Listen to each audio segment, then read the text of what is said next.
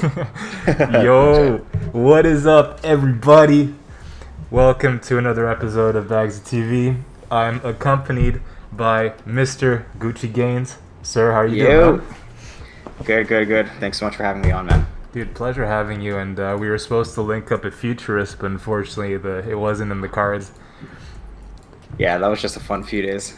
Yeah, And who knows? I probably did even see you, and then yeah, we didn't probably know. looked at each other, and I don't know what you look like, really. You clearly don't know what I look like, but I was talking. I think it was Mystical Oaks. I think it was, or Yeah. Euclid. Yeah. One of them was like, straight up, you saw him. I was oh like, shit! all right. Yeah. She was like, yeah, but keep low. I was like, all right, fine. I'm a ghost, but yeah, I appreciate you, man. So what was your highlight for Futurist? Was there one thing that just kind of like took your breath away?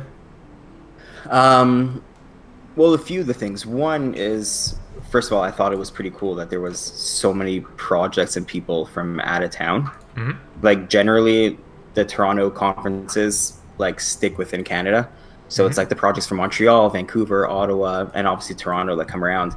But I was like, it was like a whole new field for me. Like, like upstairs walking around with all those projects where almost every single one of them was from the States. Hmm. Really? So that was like a whole new thing for me, which was like in terms of Toronto conferences, that was like a whole new world. Okay. Like, what's the big difference other than obviously the country? Is it just that they're going out of their way to kind of conquer the market? Yeah, I mean, like I'm not sure why this one was, or sometime around there we had like Toronto Blockchain Week, and it was run by the same guys. Like it was also run by Untraceable, who did like an awesome job, and they did an incredible job this time. But for whatever reason, there was just a different vibe that made it seem like more of like an international conference, opposed to like more of like a local thing, which is like I guess like in the past that's generally what they found. Like it's not hard to become a Toronto celebrity within this field. I will Really? put it Huh? that way. Like there's just not that many projects. There's not that many. Like there's a bunch. Like don't get me wrong, but not enough that like I sort of quickly realized that after the first few conferences, where eventually by like conference number 2 or 3, like you sort of already got to know everybody. Yeah.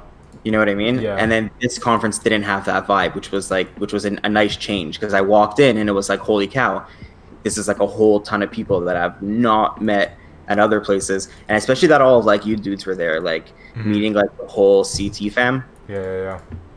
That was like a whole own vibe in itself. And then like the night parties were so much better than any other one. Like, were you there that first night with Wendy O? Yeah. So that was like, and I told Wendy straight up, like that was not a normal situation for Toronto. And like if there's any other Canadian boys in chat, like I'm sure they'll agree with me also. Like the place was packed. Especially like I'm saying like relative. The place was packed. And then did you make it to that DDP second night? No. Decentralized dance party? I went somewhere else. How was that? Oh my gosh. Dude, that was like the craziest thing I've seen. It was like a movie. Like it didn't feel real. Like 100+ people just like rolling through downtown Toronto with like 50 boom boxes blasting. Yeah. Like just people like roaming around on bikes with like neon lights flashing everywhere, and like people like joining us, legit walking across the street, and we're like just calling out people walking, and they're joining us. And as we continue, it's just getting bigger and bigger, and like more people joining and getting louder, and like stopping off in freaking like parking garages and alleyways. Like it was like another world. And are you gonna be at Vegas for World CryptoCon? Most likely. Okay, awesome. Yeah, so I'll be there also. Dude, those guys are gonna be there. Like, make sure you get that on the calendar. Like that, huh? Like, you cannot miss it. Dude, bring your mask, bring like whatever like crazy shit you have, like, and you'll fit right in. Like the crazier the better. They're rolling around in like freaking capes and like who knows what. Like the main dude's got this like massive like neon light baton with like a Doge sign on top, and he's like charging the way through the streets, and like It sounds like a fucking fiesta. it really was. And then it's fun. Yeah, and that's a good example of like why it's actually good to go out to these events and hang out with people and have these stories, because this is only going to happen once in a lifetime, these type of events. So for everyone at home listening, if you want to actually become, not necessarily big, you can become big without going to that, but if you actually want to meet people in the flesh and develop real friendships, then I'd really recommend doing that, because it's there's no better way than meeting people than actually face to face, because you can get a feel for how they are and what they're about more than you can behind a computer screen. Exactly. And like you see it like on Twitter and everything, like everybody puts on a face and everybody's easy to like, rip on each other with the memes and whatever, but when you're there in person, I mean, you put up a bit more of a less of a front because you stream live, which people get to meet you, in a more personal way. That's an interesting way. I felt like back in the day when I was, like when I was streaming with like Crypto World News back in the day, like for all those months, like you sort of like felt like you got to know the people without actually ever seeing them or even hearing them, like just being in the chat box and being around. Like you can get a sense that they feel like they know you. And because of that, you in turn feel like you know them. So when you actually go and like meet that same person, but like in real life, it's a cool feeling. It's a cool feeling. Interesting.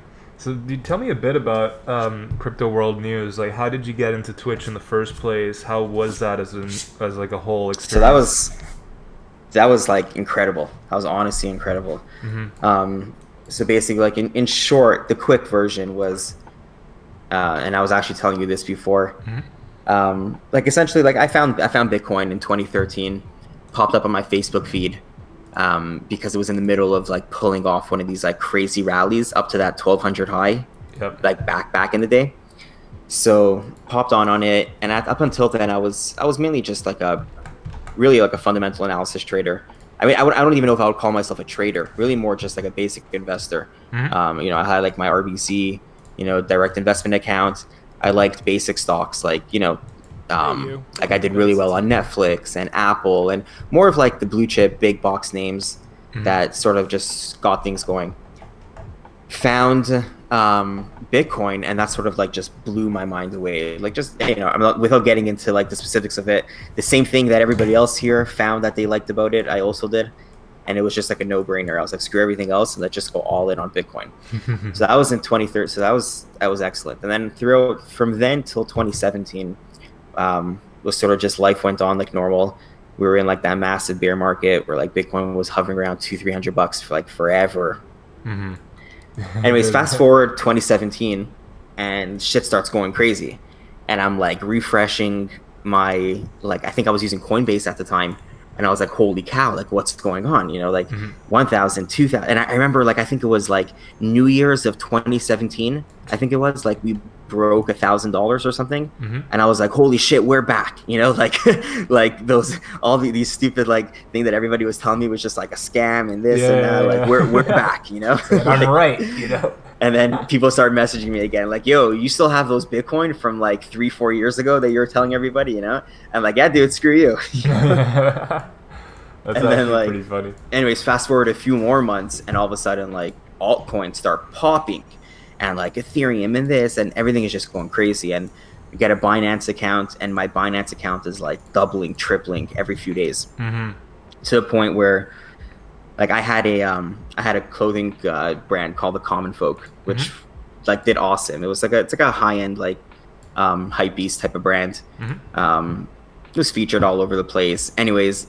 That same summer, cool. While I was in design, getting ready for next season, I literally had tickets booked to Japan, for to source fabrics and everything, and then it was over. Summer of 2017 came, and I was like, screw everything else. I'm making more bank than I've ever seen in my life, so I just dropped everything else.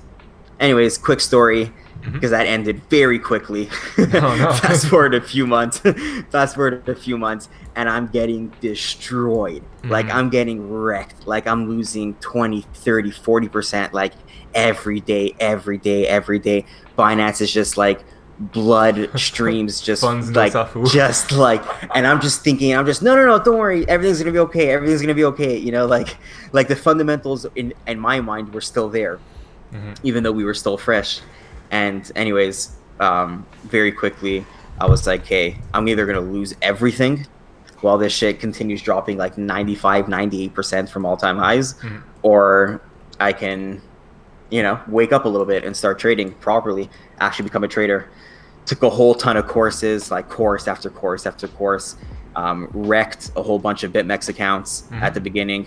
Like my first play was like half a Bitcoin I sent to BitMEX, lost it literally in the first hour on Wow. like 50x leverage. Like I didn't know what I was doing. Like I was going 50x leverage, 100x leverage.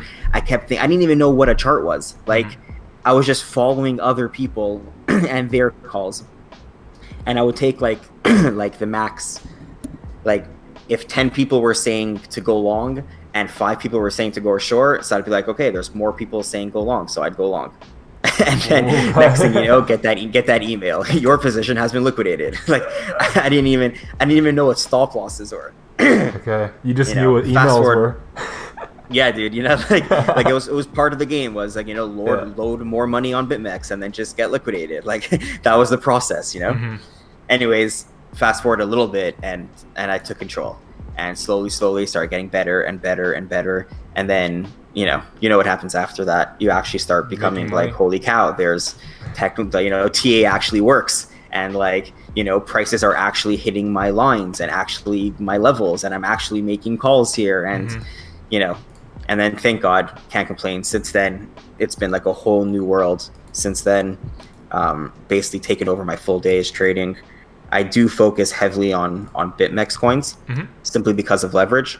It just makes the smaller moves a bit more fun for me. Right. I do still have a Binance account. Because currently I'm not holding anything in there. But that's sort of my larger bag account, where once things start bottoming, sort of just pick up some larger swing trades on there. But the day-to-day, I just got to stick on BitMEX. Every once in a while, some good FX trades will come up, like a couple weeks ago when the whole shit went down with America and China. USD was all over the place. So there were some good FX trades that were possible. I use like a local broker over here called Questrade. I mean, they're the largest guys in Canada by far and far. But in terms of the rest of the world, they're still pretty tiny. But they're pretty good. They give me good leverage. They have pretty good liquidity. So for FX pairs, they've been great. And then back to crypto world news. So basically, during that time of while I was learning, at first I was one of the guys watching CWN, and that was like really cool to see all the guys there, like Mike and Elliot and Bags. There was like a whole bunch of guys that were on there. And then after a few months, like you get involved more, like you were mentioning before, like you just get more and more involved. And you start posting charts in the comments. And I actually saw a tweet you did, I think it was today or yesterday, and you were like, bro, just don't be afraid to post charts. Like, you never know who's watching, Yeah. And that's exactly what happened. Like, eventually I posted enough charts that were like bang on that people started paying attention. And then eventually, I think it was like Elliot reached out to me and was like, yo, like your charts are pretty good. Like what are you saying? Like you're online a lot of the day. And I'm like, yeah, man, like I'm here. It's just part of the community. Like I'm here day trading. Like, why not do it with other people? Why not like get involved with other people? Why not, share your thoughts? And eventually I started streaming with them, and that became like a full-time gig. Like I was on every day for probably about 6 months. That's a long time. And then that's for a project. Yeah, and then that's when like the whole like Gucci Gains like persona came up, and created a trading course, and was getting flown all the way around the world for like one-on-one courses. Went to Vegas a bunch of times, Germany, Israel, Miami, LA, New York, Denmark. So that took up a whole bunch of time. And then more recently, I got certified as a basically like an executive blockchain expert, basically like a blockchain architect. So I've been working with a whole bunch of projects since then. I'm currently the lead blockchain architect on 3 projects. One in esports world, more on the player-to-player betting side of things. Second one is health tech, sort of like a new line of, I guess you can call it like, health tech 2.0, like Fitbits and smart scales and things like that. Just at a whole nother world. So I'm also a trained paramedic. So I do that. I work for like a volunteer company, so I do that during the day. So if at any point you hear a siren going off, like an alarm going off, that's just my walkie, but it should be okay. Are you gonna have to go to work if I mean, if like somebody's dying, then I'll probably just be Imagine. like, all right, guys, Oh, I'll be back. let's knock on wood. It definitely happened. It like CWN fam like knew it would happen all the time. Like every once in a while, I'd be like, oh shit, some kid just smashed his head open. I'll be back in Gotta 20. go. But it's like it's for a private company, so it really only happens a few times a day. But yeah. Anyways, I think I've been speaking for too long, but that's just what it's up to now. And I think guys like you are awesome. Guys that like get out there, they put their face on, give people somebody to watch and chill with. Like anybody else who's watching right now, like you, I'm sure you appreciate it. And give Bagsy some love. Hey, thanks, man. Spread the word, spread that tweet. Eventually get him. You're not partnered yet, right? No, I technically Okay, so could be affiliate, but I don't really want to dox myself that easily. Oh, okay, fair enough. Okay, so fair enough. I was gonna be like, give the guy a subscribe button. Yeah, thanks.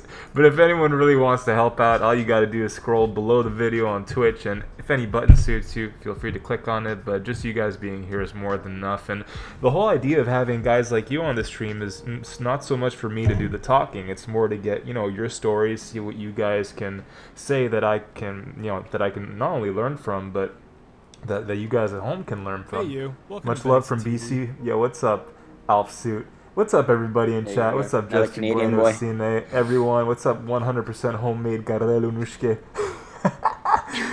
Fucking love that guy.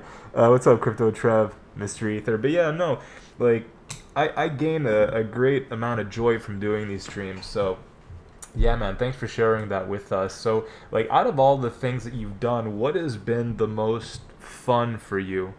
I don't know if you can answer that question, but has there been one position or one time in your life where, money aside, you're just like purely happy about what you're doing?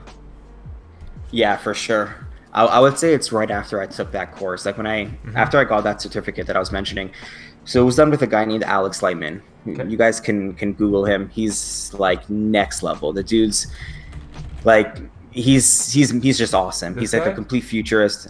So I'll show you who he is. Token. Yeah, that guy. Yeah, that guy right there. Cool. So he actually had he was at Futurist. He had a why am I blanking? Here. Oh no, that's June 24th. Never mind. No, so you'll see it. So he's yeah. Oh, actually, I don't know if he's active on Twitter. He's definitely active on Facebook, Okay. which is awesome. Anyways, yeah, that's him. So he's a wicked guy. He's incredible. He's put together a whole ton of projects. He's advised something like over 50 governments. He holds claim to fame on the first profitable company in AI, in wearable technology, and like a few other like massive claim to fames that he has, which is really awesome. So anyways, after I took that course, it was a long time and it was just incredible. But the main thing that I pulled out from it was how little I actually understood in terms of what blockchain and smart contracts can actually accomplish for us in this world. And that was really what blew my mind. Like that was the single craziest moment in my life, was that moment when it all clicked.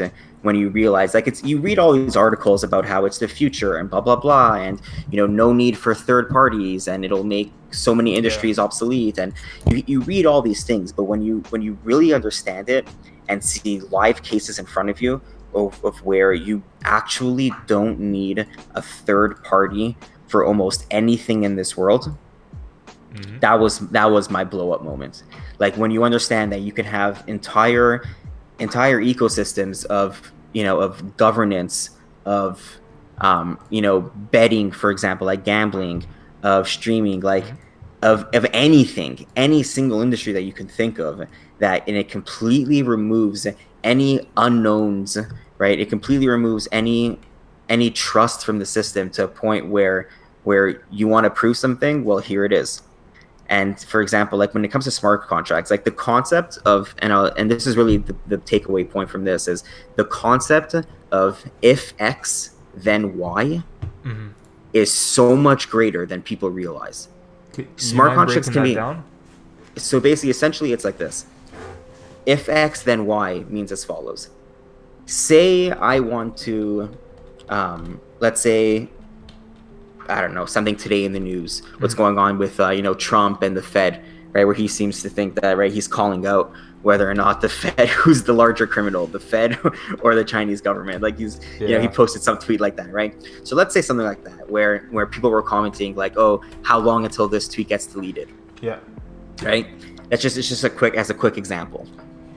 In theory, I have the ability to right then and there, here's some random dude on Twitter, random dude that I don't know who he is. He's got some picture on his thing. I have no clue what the guy's deal is, right? He can be anywhere in the world, and he's trying to make a claim right now that he thinks that this tweet is going to be deleted within the next hour. Mm-hmm. Now, I'm here on the complete other side of the world where he also doesn't know me, but here's a situation where I can now comment to him and say, yo, dude, you think that this tweet is going to get deleted in an hour?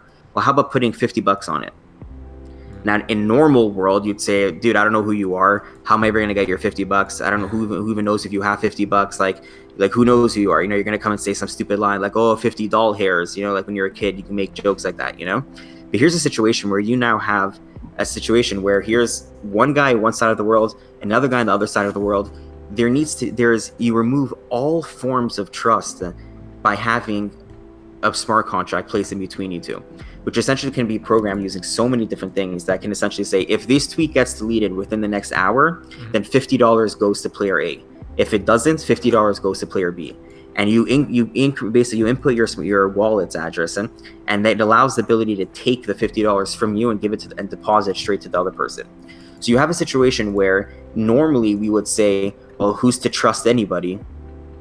Now come down to put your money where your mouth is, and anything that you want to claim can be bet against anybody else in the world. So say, for example, the Amazon forest, you think that it's going to cause, whatever to happen in the next bid, or it's some crazy number, like it's burning 3 football fields every 3 minutes or something like that, right? Exactly, like Shinny XBT is saying, escrow smart contract basically is exactly right, where you have the ability for anybody in the world to claim anything that they want, and nothing will happen until it actually happens, until it's actually verified. And I think like that's crazy, because now you can have a situation where you can have business partners. You can have people all around the world that are saying, yo, you have an idea and I have an idea.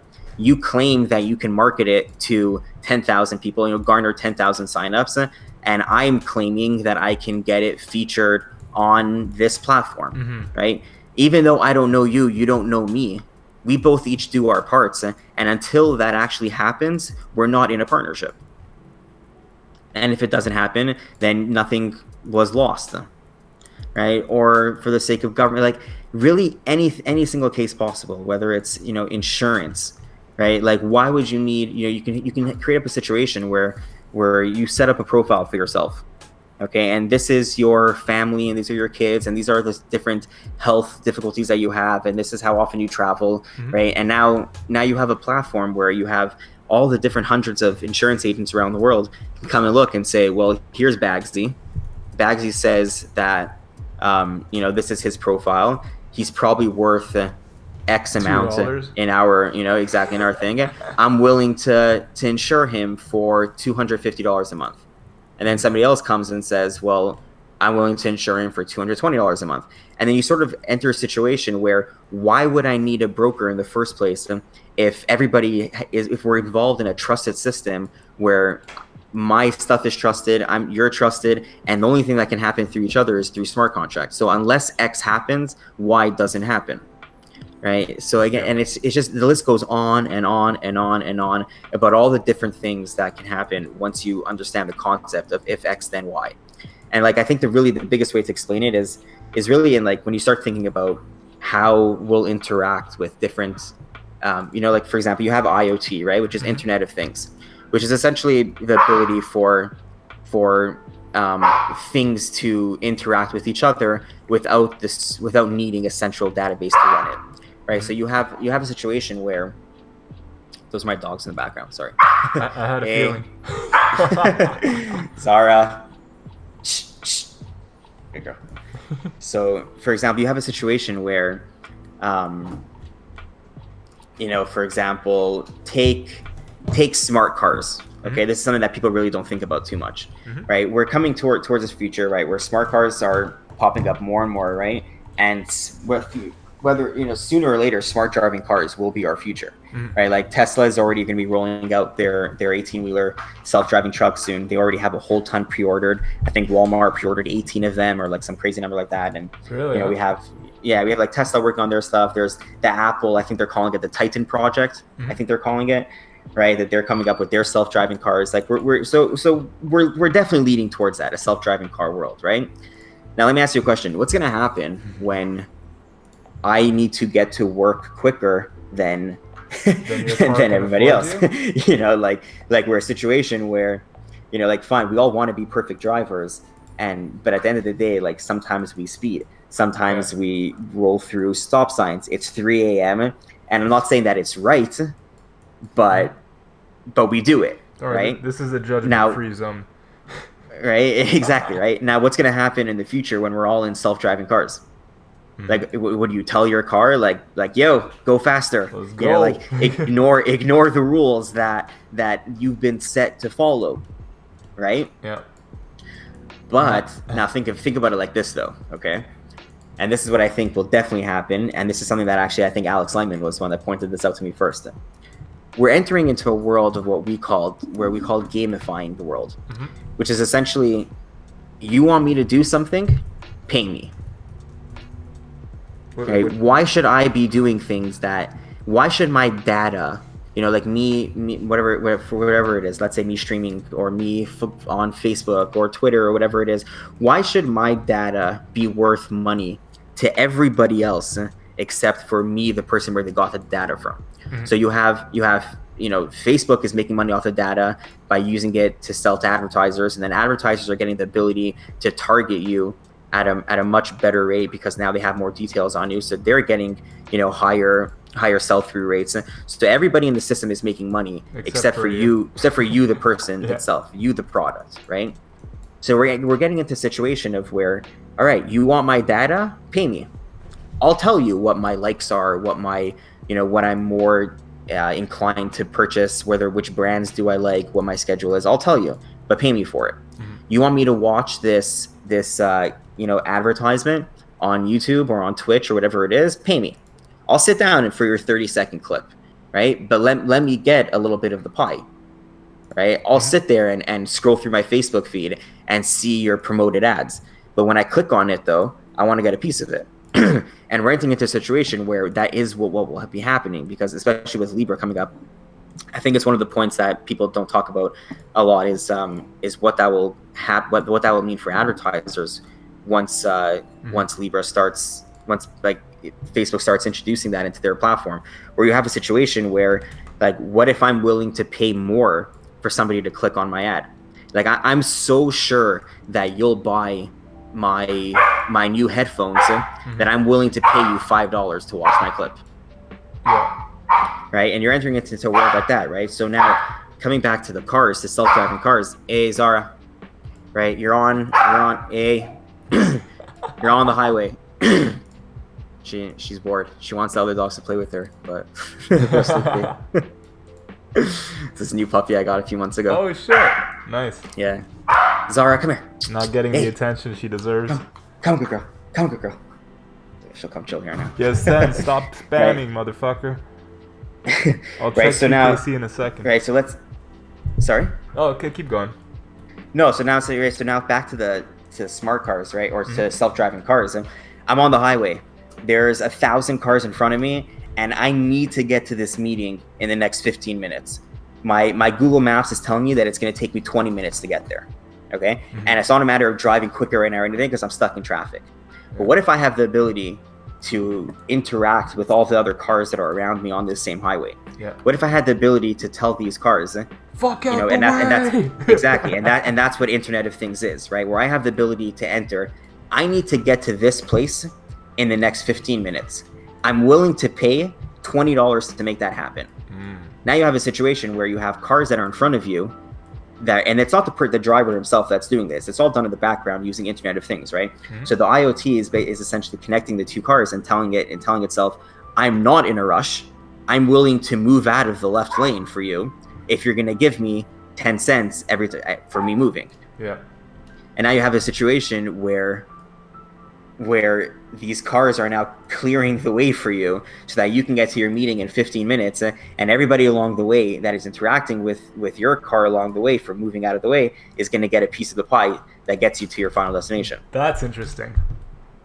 Right? And that's just one example of where when we say that we're gamifying the world, where that's what we're doing, it's a world of where you want something from me, pay me. You want me to open up an email from you, you send me an email because you're pitching something to me. Right, I'm a conference, and I want you to come speak at my event because I think you'll get more tickets purchased. I'll open up your email, but pay me $50 because you know that because there's 100 conferences that want me to open up their email, and I'm only going to pick a few of them to go to in the next few months. So if you really want me to pick your conference, pay me $100 and I'll read your pitch. I like where this is going. Right, and like that's really what it is, and like we're starting to see it like in some smaller industries. Like I spoke to a guy at a conference recently. He's got a shipping company, and he tracks like massive shipping loads, whether it's over the ocean or on planes or whatever it is, and he tracks them on blockchain, right? And he basically built out a situation. So in general, to get a load from China to America is roughly 33 days. Between 31 and 33 days that's just the industry standard. Okay. He has a method now of where it's in testnet right now, and he showed me the functional version like through testnet, which is basically I want my load to land in the US in 25 days. There are other people who are willing to wait 35 days or 40 days. So he built within his situation, again, using IoT, a situation of where I'm willing to pay an extra $1,000 to jump up a few spots on this boat so that I get unloaded first, so that I get shipped first. And now, right? And now he's only making the money through the transaction process, but the real person that's making the money is the person who secured their ship load at an earlier date, and that's now going to be having an earlier arrival date. Like, it's just we're starting to see it being implemented into different things where sure, I'll do this for you, pay me. I think the further along, and honestly, like I'm really just thinking this now for the first time, I think the thing that's going to push this agenda forward the strongest is really the gaming industry, right? When you look at like Wax is the second most used blockchain across any of them. Right, EOS is number one, and I think EOS is because of their gambling protocol. So EOS built a gambling protocol that essentially allows you to, yes. If you look up most used blockchains, you'll see EOS has got something like 30 million transaction a day, and then Wax is second. So EOS built a gambling basically sort of like an like an ERC 721 token, like a non-fungible token. Ooh. So EOS has built their own version of things, right? Actually, Tron has the number one now, called Wink. Oh, so this is for dApps themselves. Oh, sorry. Not native blockchains. Protocols. Yeah. Yeah. So if you look at actual blockchains themselves, so EOS has got the gambling protocol, right? So which is basically allows gamblers to player-to-player betting, right? So I'm watching this tournament right now, and if this team wins, right? Like right now, I'm looking on Twitch, right? The top 3 popular channels right now, Counter-Strike, right, by StarLadder's got 65,000 viewers. Riot Games, League of Legends got 44,000 viewers right now, right? Like that's a crap load of people currently live viewing these people playing games online, right? 100%. Which is in of itself a whole incredible topic and discussion, right? Yeah. But here's a way for these players to bet against each other in a decentralized manner without any third parties in between. So you don't need a bookie. You don't need somebody to create odds. I create my own odds, and as long as somebody accepts it, then our bet is good to go. Yeah. Right. So that's where EOS comes in as the number one. Yo, can you give me the website Wax, or someone listening in the website? Yeah. I'll do it. I'll find it over here. Thanks, bro.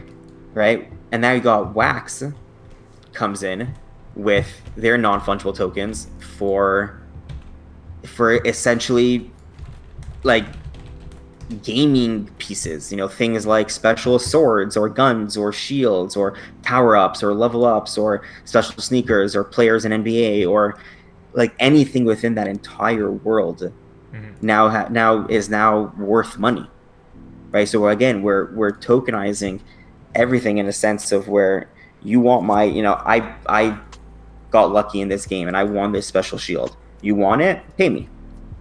Right? And blockchain is allowing the ability for this to happen, where anything that you have is now worth money. Any knowledge that you have is now worth money. Any digital ownership of anything is now worth money. And like that's like a whole. It's a whole new ballgame. Exactly. So I think that was really, back to your original question, I think that was really what blew my mind. Because when you really understand how drastically of a different world we're going to be, like our kids will be living in, or even us in the next few years, where it's a world where you want something, pay me. And again, no third parties. If X, then Y. I like that. Thank you for the explanation. And it kind of goes into line with, Decentraland, where you can buy virtual property, or Engine Coin that wants to, connect APIs through Minecraft and all that.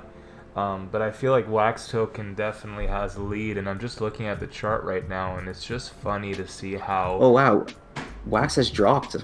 Yeah, but it honestly, compared to most. So EOS is still number one. Yeah. Okay, EOS is one. Yeah. Yeah, here I'll send you the link. Yeah. Yeah, can you put it in the Twitch chat? Nightbot might go crazy, but it's fine. So for Wax, if I were to invest in it, right? I don't really invest in altcoins, but if anyone was looking to get into it says I gotta wait. Huh? It says I gotta wait 30 minutes before I can post. Oh shit. All right. It's blocktivity.info. Tivity.info. So EOS is still number one. Hey, you got 52 million. Thanks, bro. 52 million transactions a day. Wow, that's huge. I can't believe Wax dropped. So I wonder what happened. Bitcoin happened. So it was because it was only a few months ago when I put together like a massive keynote for. Oh shit, that's cool. Yeah, it was there was like a gaming development like conference in downtown Toronto about a few months ago, and I put together this like massive keynote. That was it was a wicked presentation that really just, like, the numbers when it comes to gaming are just like so crazy. So Wax at the time was the second most used blockchain, and it had something like an average of like 3 million transactions a day, which put them at number 2 above Tron's 2.5 million a day, or 3 million a day. So I don't know. I wonder what happened to Wax them. is 12th right now. Yeah, Wax is 12th right now. I can't believe it. I guess they lost some market share. And Steam like popped up like crazy. Wow. So EOS is still number 1, but EOS comes from the gambling protocol. Yeah. It's a ridiculous number. The amount of, like, at the time it was something like 13 million transactions a day coming from like one site specifically. Like, it was like crazy numbers. Yeah, sorry. Someone in chat's like, Wax is a shitcoin. That's why. And then I'm not talking like fundamentals. Yeah. Like, I'm just talking like actual numbers. Right. Well, I mean, for at least for a blockchain to have usage, that's half the battle. The other half is just the marketing and whoever's in the project. So maybe Wax had a token unlock of some sort for the team over here in May, June. Yeah. That'd be interesting to look into. So for me, technically, I'd want to see a reclaim of 800 sats, preferably 873 on a weekly close, maybe 2 weekly closes. Right now, the VPVR is at 1,019 sats. So if we could clear that to the upside down the road, that would be best for like long-term swing position. That's what I don't like about Huobi or Huobi. I was having a discussion with Crypto Messiah yesterday about how you actually say Huobi. How do you say it? Like you, Huobi. It's Huobi, right? Okay, I say Huobi. It's probably wrong, but like, who knows? He said it's Huobi, and then we looked it up, and it was something like Horby, Horbi. Are you serious? I don't know, man. I'm fucking lost. That's why I've been trying to ask smart guests, see what they. I think like know. So many of these things are like that. Yeah, man. It's like. Yeah, but like it's funny talking about like functional blockchains. Like look at a company look at Doge. Yeah. Like Doge works.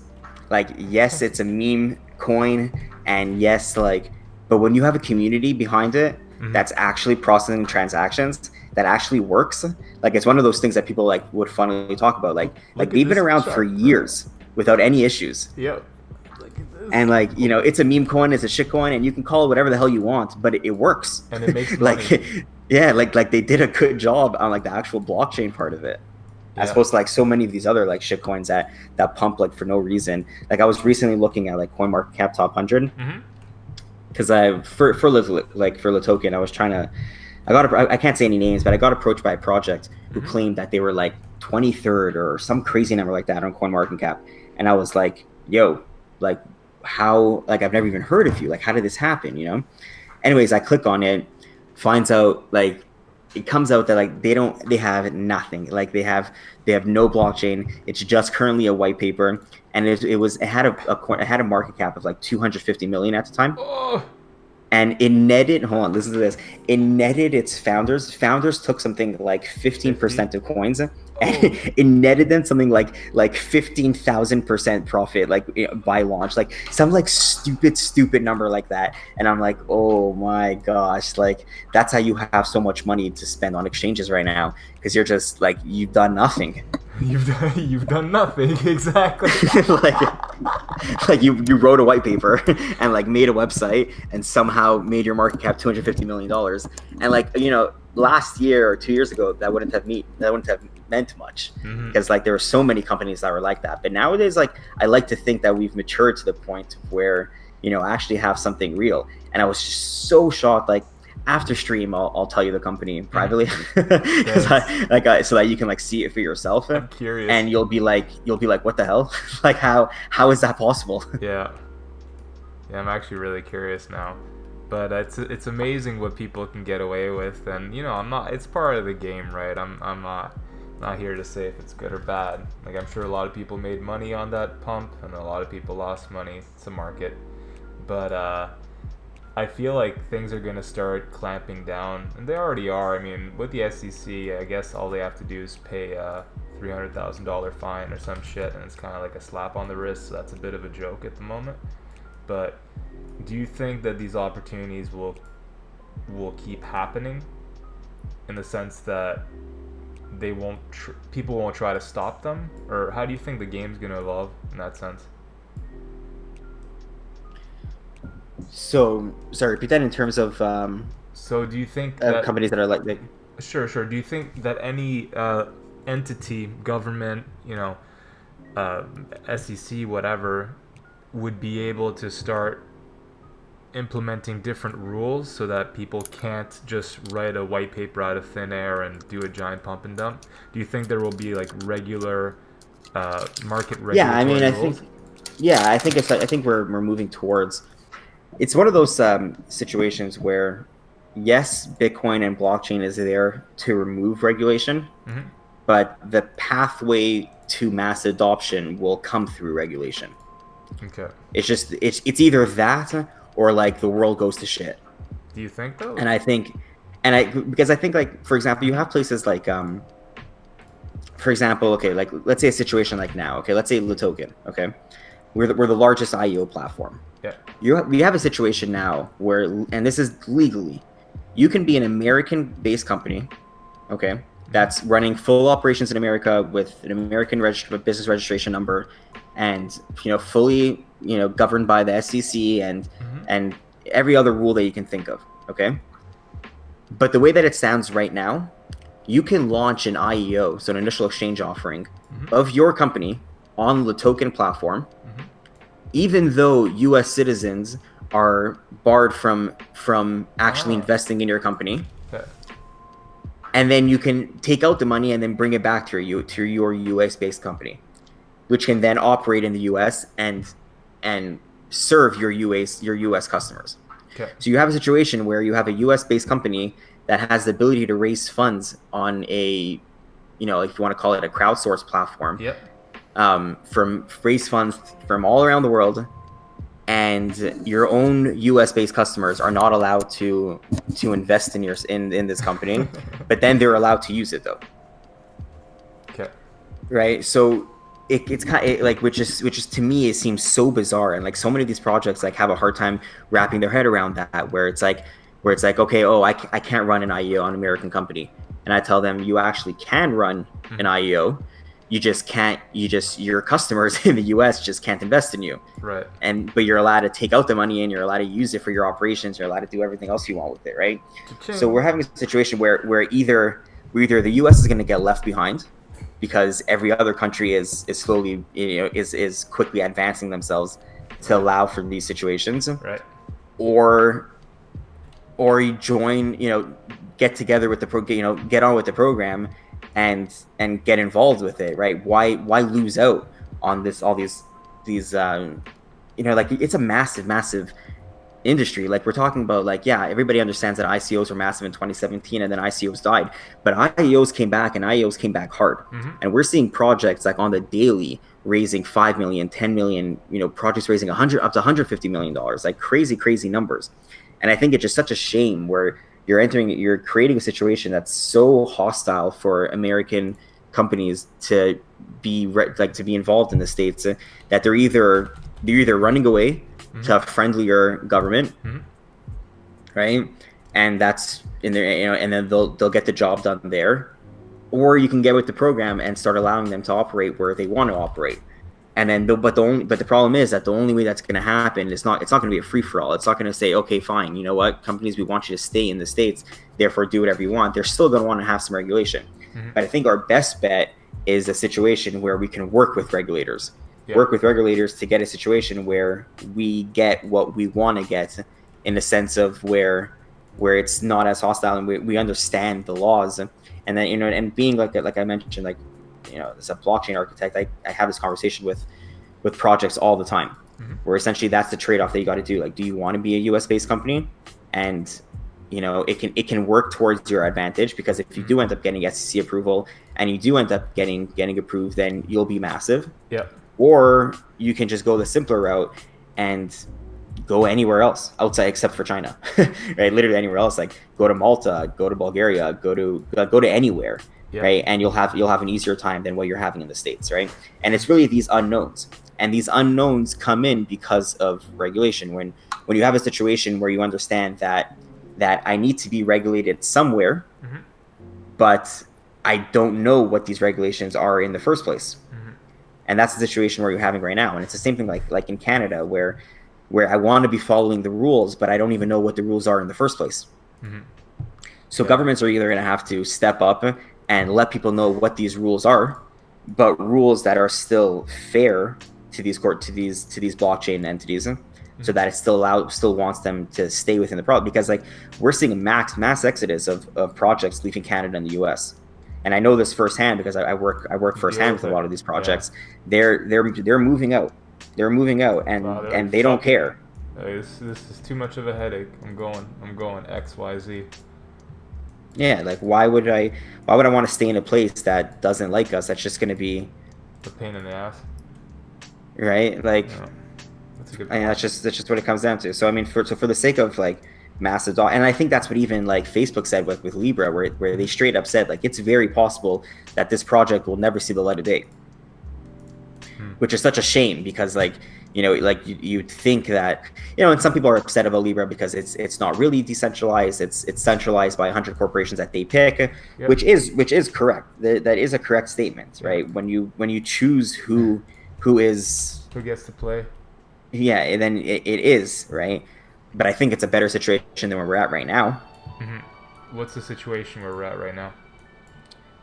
Where it's, like, horribly impossible to be a blockchain company, and things like, for example, insurance, to get banking, to get, right, even as, like, a crypto user yourself, like I don't have too many problems because I don't have that much, like, cash that I'm converting back to fiat. But if I was an institution and I'm running, or a family office, and I'm running $100 million in funds, at an unleveraged position, which is not crazy for a family office, right? How do you cash that out now in Canada?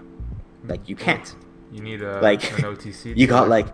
You need an OTC dealer, which a lot of people don't like dealing with because it's something that's so unknown right now. Like, that's a big, like, I'm going to give you $100 million and you say you're going to give me back 1,000 Bitcoins or 10,000 Bitcoins, whatever that is. Like, we have guys. And if you know what's up, there's people in Canada that will do the OTC trades for you. Yeah.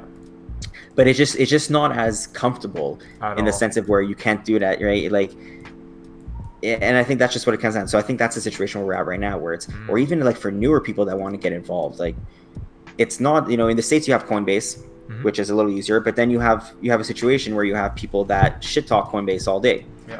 So it's a situation where, like, okay, who do I trust? Like, I want to get involved, but then people are telling me, no, don't use Coinbase because of the fees or because they lock out your funds. And like, it's really true. Like, I had a Really? project a couple weeks ago that I'm working on. Okay, it's a blockchain game. Can't say the name, but it's really cool. It's a blockchain game, and it's based on like Ninja Warriors. Really, really cool. Okay. Anyways, the dude had to pay like his fees, and he's sending me screenshots along the way. So first he sends me a screenshot that he actually like uploaded funds to his Coinbase account. Then he sends me a screenshot that he's getting blocked out by Coinbase because they put his funds on hold, so he can't actually purchase the Bitcoins. Really? Okay, fine. A week later, he sends me a screenshot. Dorklor is asking, why are they blocking us? Because it's for higher amounts, and if it's a company. And for this next reason I'm about to say. He then actually gets access to the Bitcoin and then tries to send it to our token wallet. Yeah. Coinbase blocks it again, being that he's sending it from exchange to exchange. Oh.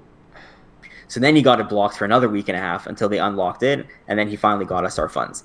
And during this time, Bitcoin is fluctuating in price from like 9 to 14K and like back down to 12 and 11. And like he's messaging me like freaking out, like I don't even have access to these coins that they're blocking right now, and like I'm trying to pay your like listing fee without even knowing what I'm going to be paying at the end, because I purchased them at X dollar price, and now I'm trying to send them to you at X dollar price. Like you can't be running a proper company like this. You know what I mean? Like, yeah, that's fucked, man.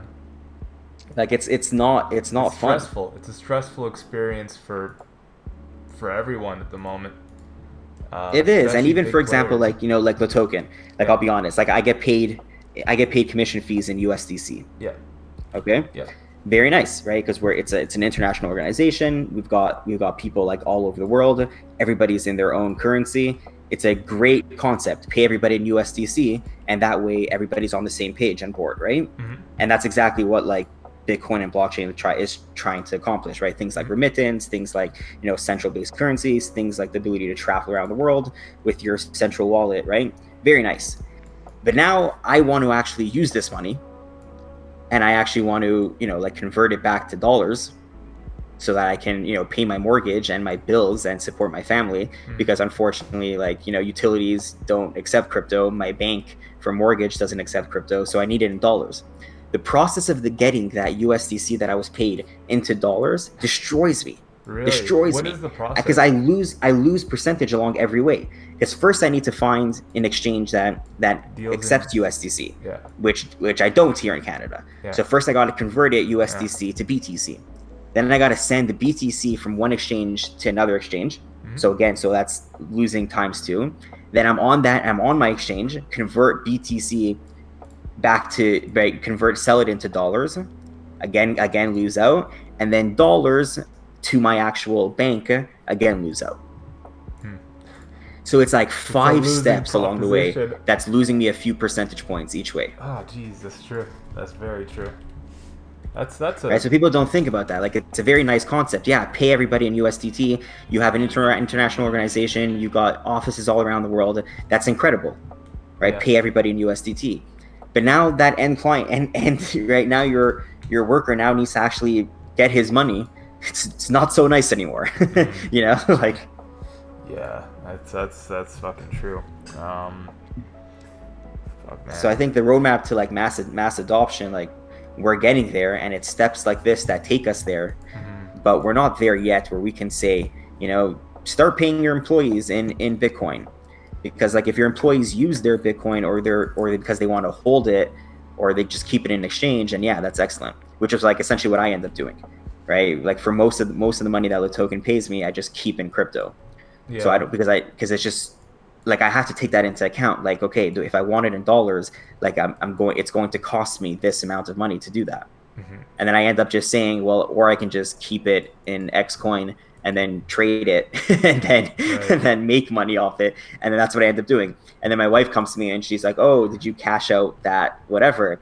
And I'm like, "Nope, but I made 20 points on it." You know, like that's why you married me, honey. Yeah.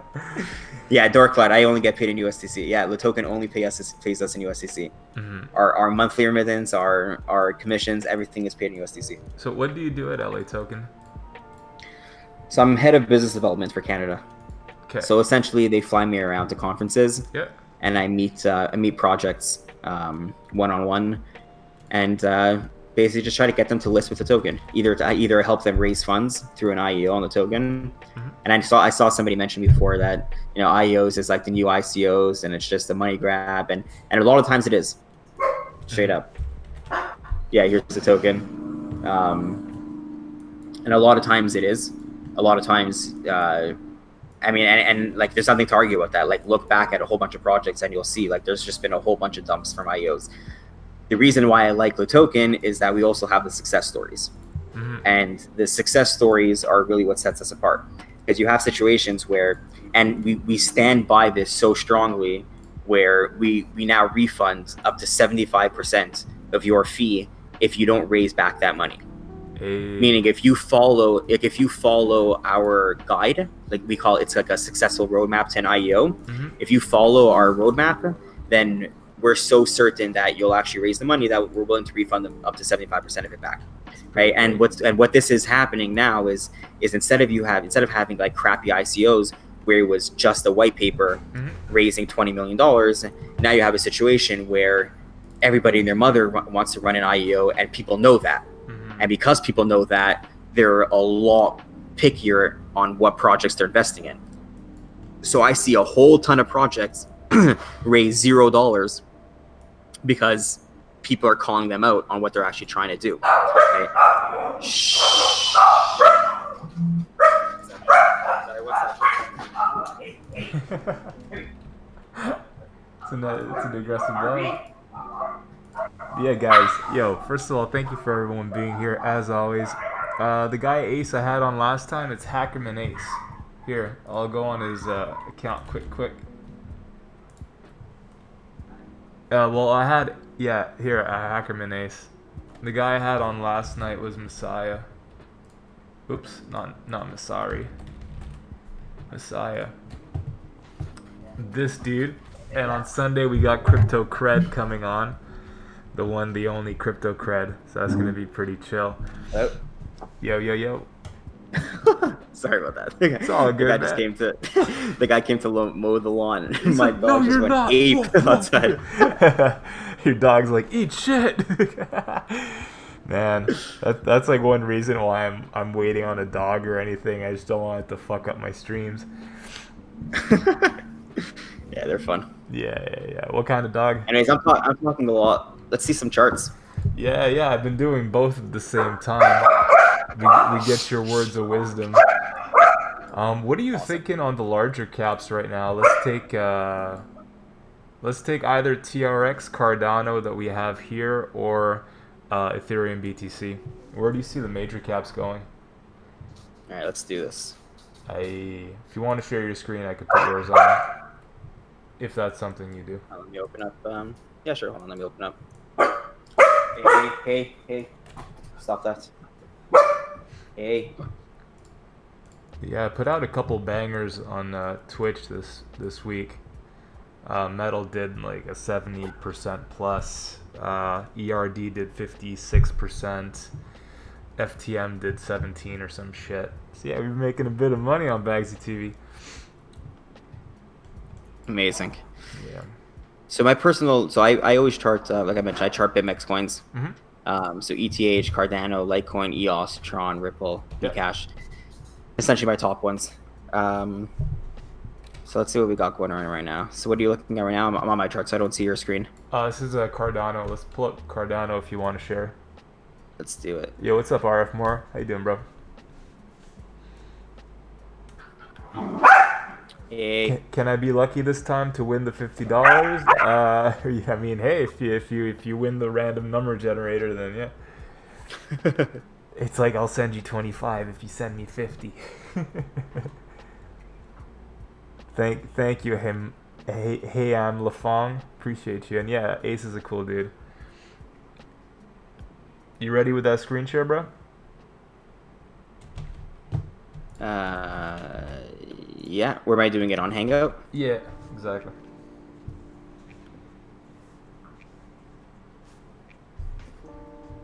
Oh, there you go.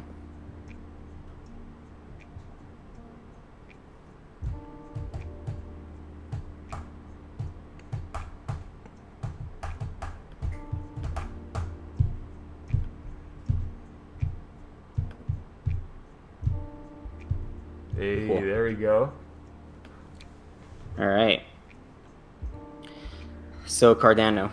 Okay, I just started. I opened up a fresh chart, so I removed any lines or anything that I had from beforehand.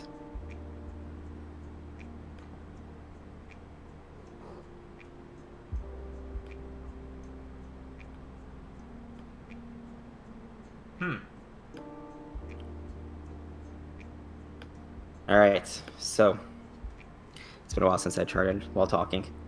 Hey, let's see what kind of damage we can do here. All right, let's see where we're at. All right, so right now we're finding support on the 55 EMA. I do fib EMAs. 8, 13, 21, 55, and then 100 is the pink guy. Sorry, the purple guy all the way up here. So this is a 4-hour chart right now. Looks like we've been ranging ever since this pull up from 396 low, which was nice. So right now we're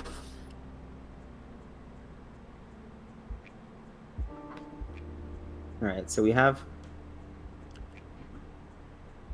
Let's draw out our levels. All right. So pop off of support over here is where we found. Okay.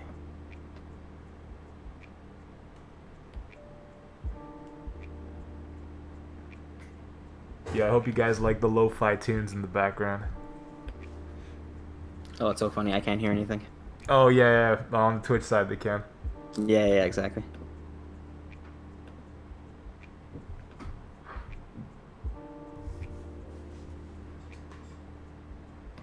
But yeah, so far Cardano hasn't been able to reclaim an SNR level in what feels like years.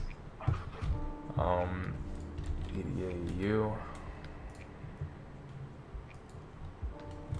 ADAB. There we go. All right. Oh. Yeah, everyone in chat, are you guys bullish or bearish on Cardano? Let me know. Yo, what's up, Technic?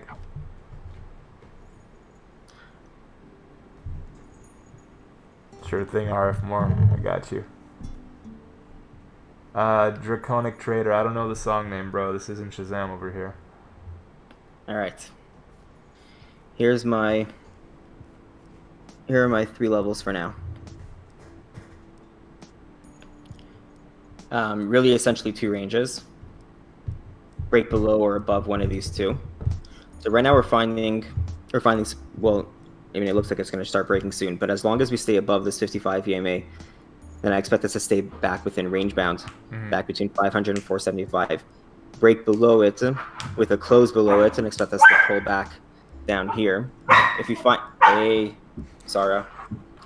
if we can find support along this line up here, then it can potentially be in the second. Welcome back. Hey. Right now the dog's saying, long Cardano, long Cardano. There we go. Right, so it can be an ascending triangle, but it would essentially probably be just a continuation pattern back off of this drop here. So I would be looking for a break of this line to come back and touch along here, and then if it breaks down here, then come back to test down here. The real number that I had from before was, I think, 428. I think was the number. Yeah, off this low over here, around 425. Right, but I think right now we're putting us in here and coming down a bit onto an hourly time frame. The ranges look a bit more evident on where we're closing and breaking above. Currently, I do like how we formed lower lows and higher highs. As long as this doesn't get taken out, then we can possibly continue it to find find support over here, but we haven't been able to stay above this line over here for anything more than a candle, because even here when we closed above it, it immediately got rejected. The same thing with here as well. Yeah, it Same took out with all that that here as well. liquidity. For any of these points, right? Hey, stop that. In hindsight, that would have made the perfect short at 513 to 515. Yeah, exactly. Yeah. Exactly. Yeah. RSI is dropping together with price action. Nothing squeezing or anything over here. Got a higher hidden frames. bullish div though, so that's chill.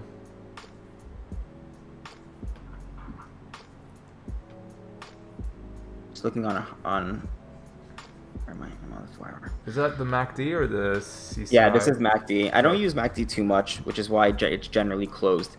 But on higher time frames, sometimes you see some nice moves happening. So over here, we just crossed down bearish on MACD and then turned from positive to bearish, right? And momentum on TTM is squeeze is dropping as well, turned negative on 4 hour. On a little bit of a higher time frame, right? It's doing the same thing. There, boom, boom, boom. There's a div here. Oh, there's the walkie. Oh shit.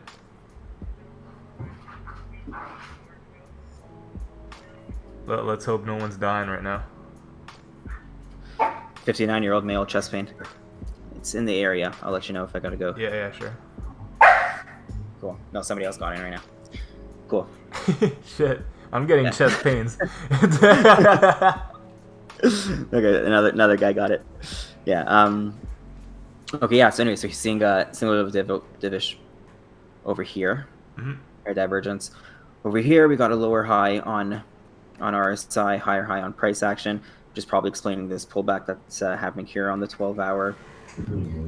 So again, so coming back down onto the hourly, I'd probably play this as either hoping for support along this yellow line here, which really brings us to the bottom of our daily profile. Yeah. We're below VWAP, below point of control. On the hourly, the only thing that's holding us right now is this 100 EMA that I have over here. We're below everything else. So if we continue putting in, right, and took out this low and this low, so if we continue putting in lower lows, then it'll continue going down. Like I was mentioning before, continue to try to find support along this yellow line. If we can find support along this yellow line, then I'll hope for a little bit of sideways action here before trying again to break back up above these EMAs. And if we do, then come back up here. But if it doesn't, then you can hope to find support along here. And if not, then continue putting in new lows on the higher time frames. Lower low on higher time frame would be where we break this, would be the 454. Yep, 454. Yeah, I'm looking at this right now. I don't like this volume candle on the 12-hour, the one that wicked to 515. I mean, right now we're still trending above 470, which is the POC of the entire range, using the PVR tool. So I'd expect some type of bounce, but from here, honestly, I think I'd be shorting. Once we see what kind of reaction we have from this level, if we do break into it, bounce and get rejected around 480, maybe 484, then I'd look to short. I don't expect us to slice straight through the POC unless there's some type of violent move on Bitcoin.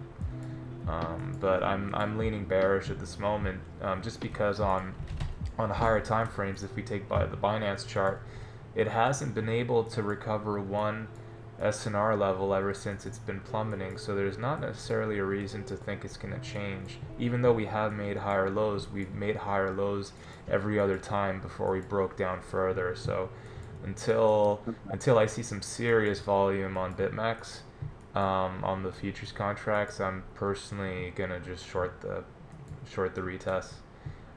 But that's me. I might be wrong. I'm wrong a lot, but that's what I see on Cardano. The only thing that I would add to that is just to wait for a close below here. Ooh, 474. All right, below 470, like a close below, and then you can expect to be range bound again from here. On a 1 hour candle? Yeah. Okay. Let me put out your level here. 474. 474. Boom. Yeah. Beautiful. So that's Cardano, everyone. Don't tell Beastly Orion that we're bearish on it. He's gonna be sad. What else could we do? You want to do ICX with me? Yeah, let's do it. Someone asked for ICX in chat. See, this is another good example of where the VPVR is fucking useful. And one thing to take into consideration when using this tool is that oftentimes it'll get front run by a couple sats. Let's say the POC is acting as resistance above. Oftentimes people will just place their bids before, so don't get too greedy and always trying to enter on the POC as a bounce or exit at resistance. I'd even put a couple sats in between. I see you use it more on the individual up moves rather than on the entire range. Is that something that you found works better for you, or?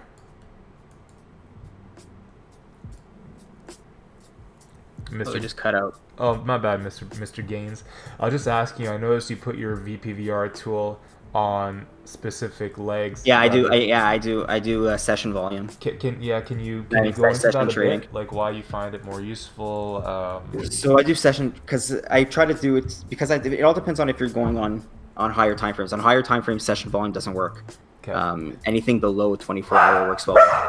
I mean, even with 12-hour, it's really pointless. So if you're gonna be yeah, so if you're doing like oh my gosh, it's the Mulan guy. It's okay, man. Now he's cleaning the pool. I should probably I can't even find it. I was gonna say I should probably just mute when that happens. Yeah, it's all right. I could take over if it does. Anyways, so if you're charting on lower time frames, so I like to do session volume because then you get to see within that daily volume profile, especially if you're using VWAP. Yeah. And if you're going to be using point of control as points within like that swing day trade that you're in that trade that you're in the middle of. Mm-hmm. So I like doing session volume. If I'm looking on higher time frames, session volume doesn't even work. Yeah. So you would need to do right. So you would need to do like how you have it over here. But I just felt like it was more because I like referencing back to other times of point of controls.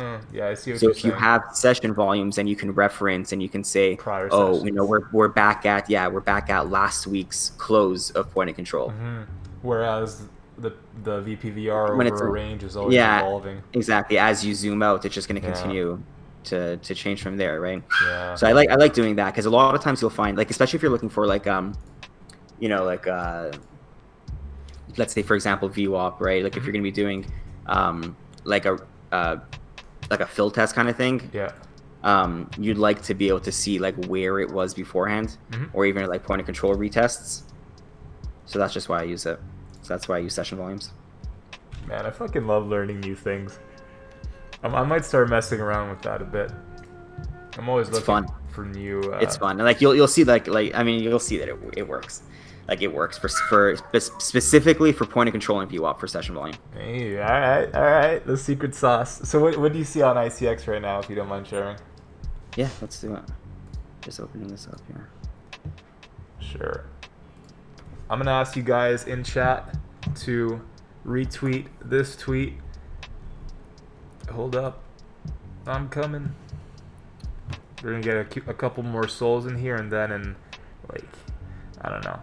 Soon I'll do the giveaway. The giveaway. Bam. Retweet. Boom. Here, let me share your screen if you're down.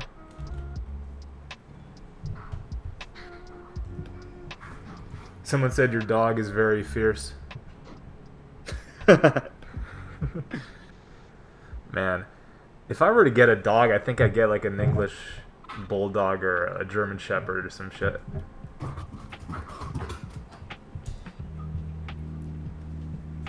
Here you go. So I just put the tweet in chat. If you guys could be so kind, share it with your friends, family, dogs, cats, everybody. Yes, are you saying, Gucci?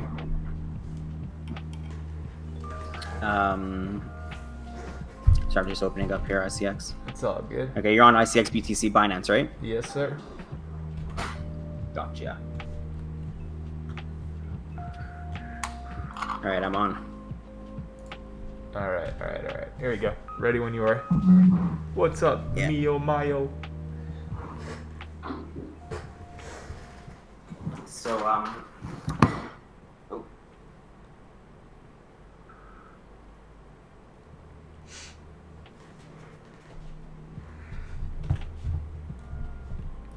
I also know WAN pumped. oh, hello. Yeah, I'm still here. Oh, sorry, everything just got cut out. Okay, cool. So ICX, all right, ICX. Wow, I haven't charted Icon in a while. I actually liked Icon back in the day, like as like a fundamental coin. Oh, so what happened last week? Had a massive pump. Yeah, this happened today. What's this? Oh, this is early. I'm on the 1 hour chart. Oh, so this is like before August 22nd. Wow. Your thing's not shared though. If you want to do that, Oh, sorry. it's all Hold good. on. Top right. Yeah, I got it. Share screen. Pornhub, virus alert. Sorry, everyone. All right, so So yeah, like right now we're wow. if you blow this up on the daily, we wick straight into higher time frame resistance, and the Literally. volume's nice, but we're still beneath that. So for now, personally, I'd chill on ICX at least Oh my until we get gosh. some type of daily close above. Yeah, you'd have to, because if you're essentially, yeah, like you said, you're literally would just be walking into resistance. Like you're literally just coming into this range bound here, and it's such a small, Yeah, it's such a small range within here. exactly. So Like in the larger picture. Mm-hmm. But the one thing that's chill though, it's the volume. But I don't know what the volume's intending. Is it a pump and dump? Is it someone accumulating? Is it an exit pump? Yeah, we never know. So oftentimes just taking profit at first at the FTA at first trouble area is really smart, and that's what I like to advocate a lot when we're here. Sure, like everyone wants to make 100x, but if you keep getting chopped up and you never take profit, then you're going to be holding a bag forever, especially when it keeps making lower lows, higher lows for the last year. Yeah, and look at this. Mm-hmm. The dump had more volume than the pump. Hey, you're right. There's just something a little weird about this. Like, I mean, it broke up like at a good point. Like as soon as it broke right above this level here. Mm-hmm. Like, and that's when the pump started. So the pump wasn't that the volume on the pump wasn't that strong. It seems like more people were interested in taking Getting profit out. off the pump. Yeah, probably a lot of smart money sold at resistance and sold a lot. And even like its next attempt was clearly this candle here, Yeah. right, with this volume, and it failed. Like it just came right back down into what's now become the point of control. Mm-hmm. What is Like it if you're in ICX already, then you can follow along this ADMA, the blue line. Mm-hmm. Just follow along to profits. But as soon as it starts breaking it, get out. Mm-hmm. And if you haven't taken profits, at least take profits. Yeah. It's funny because ICX actually has a different value on, we'll call it Huobi. You want to go on ICX BTC Huobi for fun? Yeah.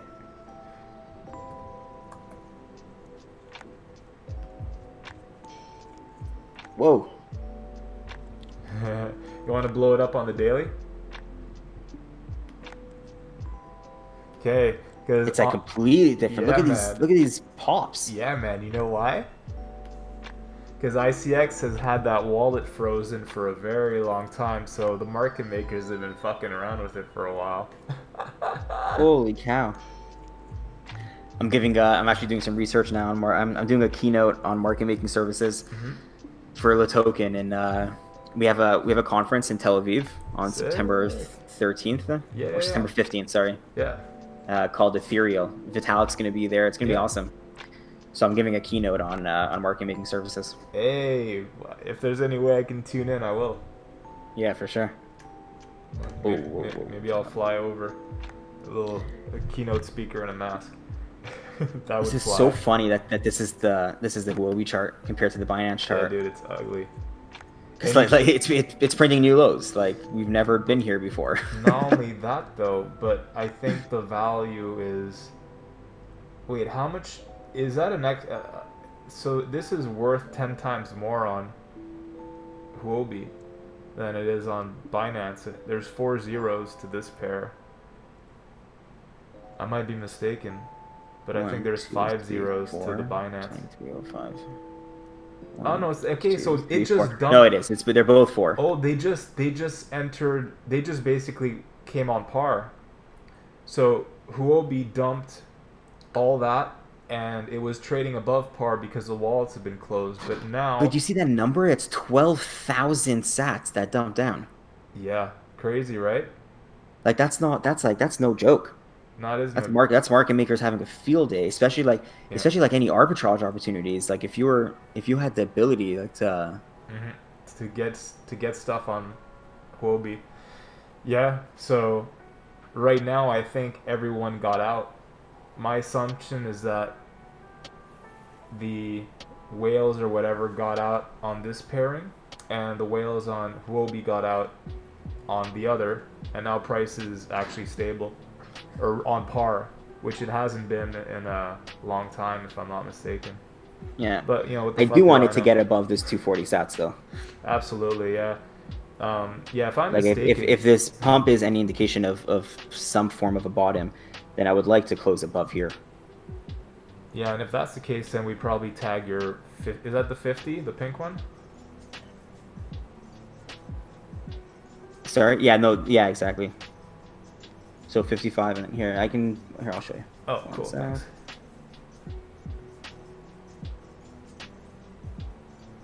Here, 8, 13, 21, 55, 200. Okay, Oh, so that's why, because they're two the same colors. That's why. yeah, yeah.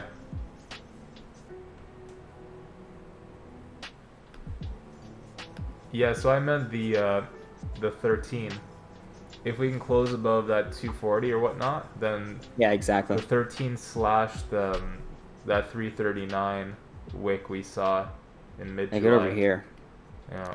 Like, we're gonna have to, because right now it's just completely getting rejected by this level here, where it found support along here. Mm-hmm.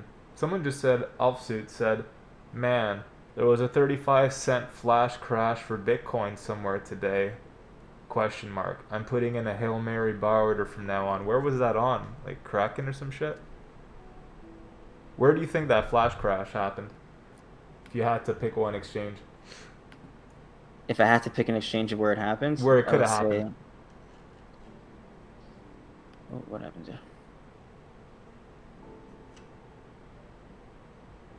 Maybe Poloniex. It's Bitmax. What? Alright, hold up. Hold up.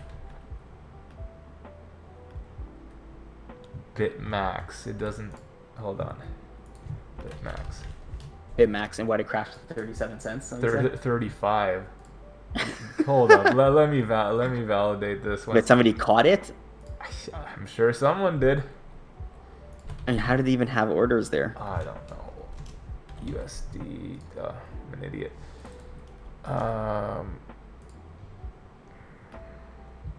Oh shit. Oh no, it crashed to 8.6K today.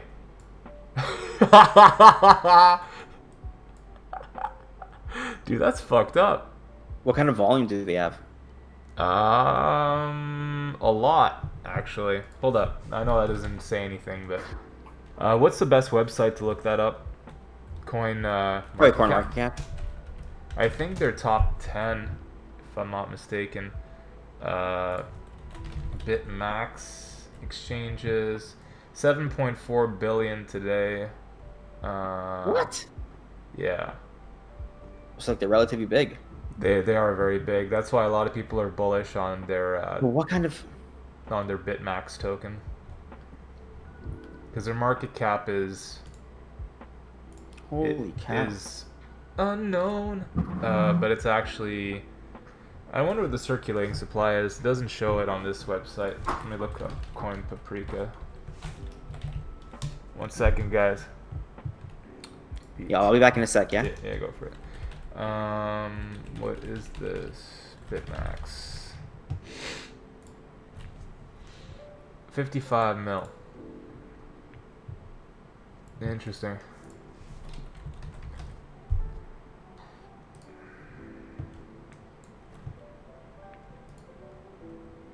That's actually crazy. 1 second, guys. I gotta screenshot this. Gotta tell the people. Practicing getting all the wicks, all this oh man, I fucked that up. Hold up. I gotta do it like this. 8551.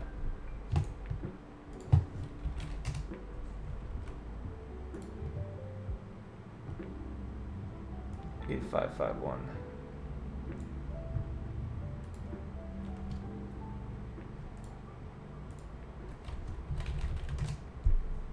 Max. 855. What is this? 8520. 8520 BTC.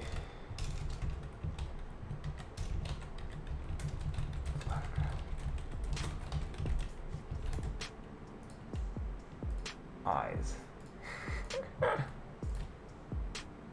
Bitmax.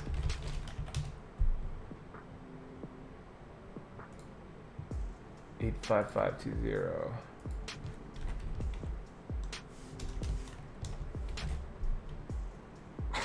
That's messed up. Yo, what's up, Viet? How you guys doing? What's up, Trapazor?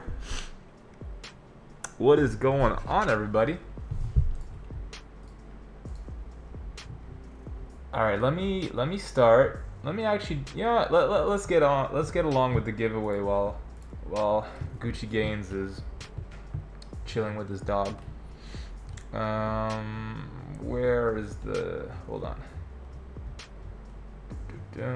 All right, so 111 retweets, right? Random number generator. Yo, thanks, Viet. Stacking sats, cuz. Yeah, man. 111. Okay, so.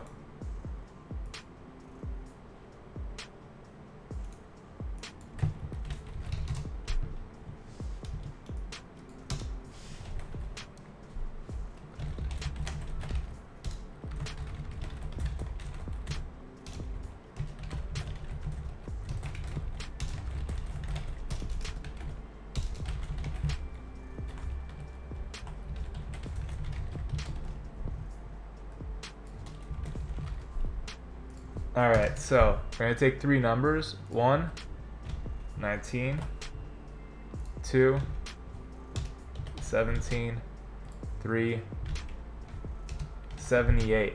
Okay? 19, 17, 78. 1, 2, 3, 4, 7, 8, 9, 10, 11, 12, 13, 14, 15, 16, 17. 17 is, that's number 2.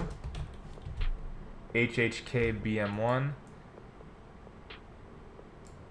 17, 18, 19. Abduku is the winner. Abduku 247. 20, 21, 22, 23. Wait a second. How am I supposed to see the whole? Alright, you got. How do I see? You know what? I might not need to see who 78 is in case. Let's see if Abduku liked this post, and then if he did, I'll message him, see if he follows me on. Okay, so he did like post. Abduku. How can I check the entire, do you guys know how I could check the entire list of who retweeted, who liked? Because for some reason it's only letting me pick a limited amount.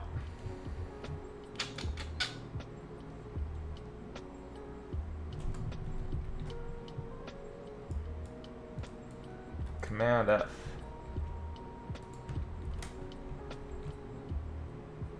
Nah. Oh, smart. Hey, Cody Wild with the brain.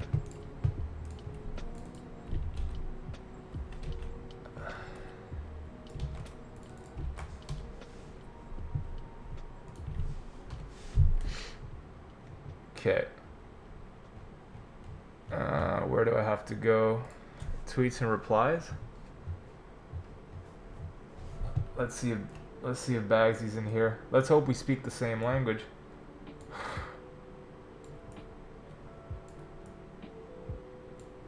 Alright. Then we're gonna do Bagsy. Retweeted. But did he like it? That's the question.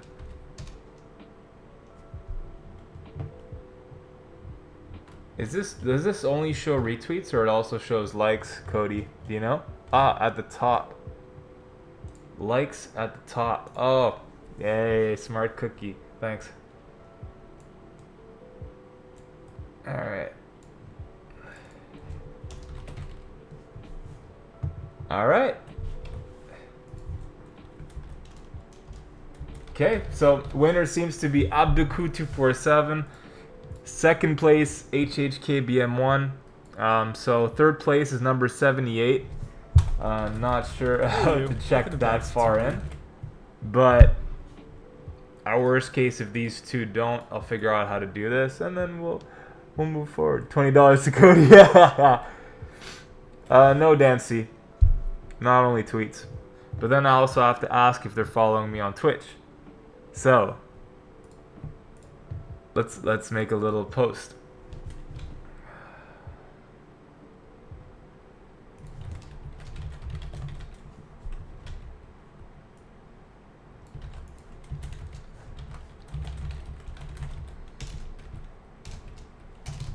I'll send you a DM.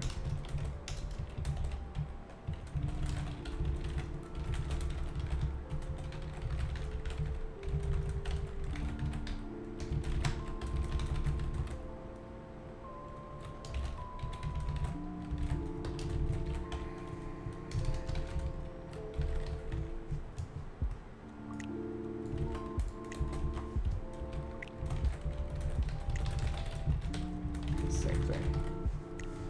Boom. All right. Congratulations.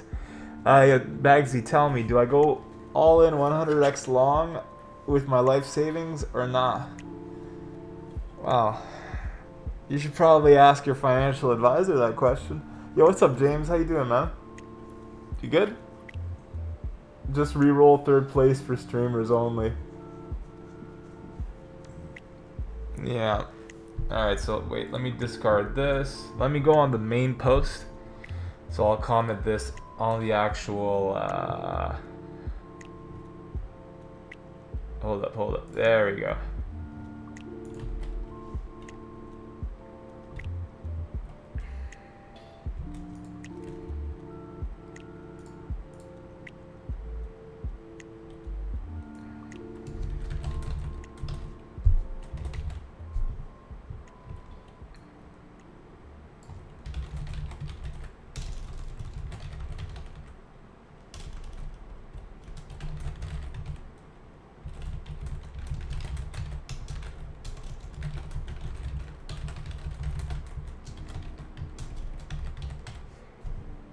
Boom.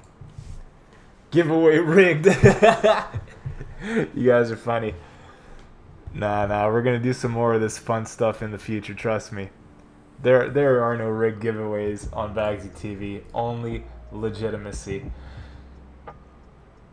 Really? Ethereum too. Let us find out. Woo! What? 33 cents. Wow. That is insane.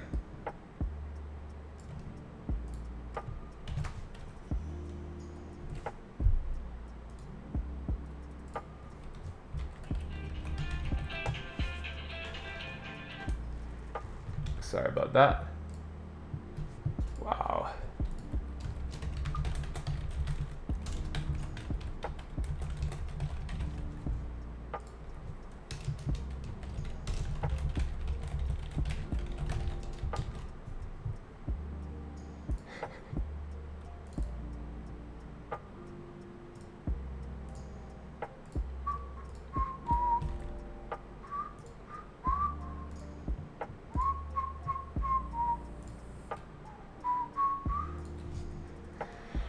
Just got rich today, Bagsy, off that BitMax bid. Buying a new yacht now. Be right back.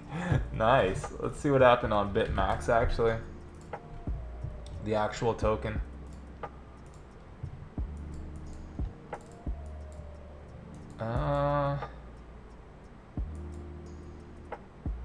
It's looking a bit toppy. If we can get through this area, game on. But until that, next logical support would be down here. Alright. Ugh, not yellow. The hell. Boom. Yeah, so that's BitMax right now. Yo, what's up, my dude? You back? What up, Gooch? Hey. So who won? Abdul Kuku, I think. Abdul Ku. Yeah, so I hit him up. Awesome. Hopefully he speaks English because most of his tweets are in some dialect that I don't understand. Nice. If not, we also have HHKBM1. So I just have to verify they follow me on Twitch. So congrats to number 1 and number 2. Hopefully one of you guys comes up with the secret sauce. Cool. Yeah, so you don't have to go save lives or what? Yeah, no, I just have to confirm back with base. They want me to go somewhere. Oh shit, dude. I'm gonna be heading out soon. No problem. Any words you want to share with the people? Anything you'd like to share, whatnot? Nah, I'm just here for the chill. My man, dude. I'm here for the chill. I like Follow you, me on dude. Twitter. I mean, Yeah, at Gucci Games. Yeah. I mean, I'm just starting that up. I mean, like that's one of like my biggest regrets was when I was like big on Crypto World News, and I did not have a Twitter account then. Really? And then when I stopped streaming, all of a sudden, like I had no base anymore because like that my only base was on Twitch. Yeah. So I started up a new Twitter account this past month, right around actually Futurist. Started paying you're attention. fresh to off the block. Yeah. So I'm like just starting. So, posting some charts. Some professional shit posting when required. Yeah, call it. Just try to get in there with the guys. Yeah, give me a follow. That's really the only thing is. And I mean, like right now, like I feel like I'm off my streaming game. You know. Okay, well, it's the first time you've done it in a while, right? It's the first time like on in a while, so I apologize if I was like talking fast or talking too much or not charting enough. You're perfect, dude. Yo, Bagsy TV is a place of chillness, but dude, look at this fucking flash wick on Ethereum, 33 cents on BitMax. Also, everything crashed on BitMax. Yeah. Crazy, huh? Oh my gosh! What did somebody dump like Shit. billions? Like what? I don't know, man. Have to do to that? Dude, I wonder what their book is at, where they actually their feed takes, the pricing. I wonder how many exchanges they have. I wonder if it was fake inflated volume. That too. And, I mean, like somebody came on with like his, real 100x Bitcoin. dump. And then try to thinking like, oh yeah, there's this, the books are liquid. I can dump 10,000 Bitcoin, whatever it was. Fucking trader group. And then not, but like who markets that amount of money? I don't know, man. But yeah, Trader Goose said I can definitely say thin liquidity. Yeah, exactly. Like that's like. Yeah, the like you either got billions and billions of dollars, or their books were just market maker volume cascade. Dude, that must have broken hearts for real. Like people will sometimes take their own lives after that happens. Like imagine you had a low leverage long on BitMax where you're way in profit, far from your stop loss, and that happens, and you went from being, multiple dozens of percent in the green to just getting liquidated.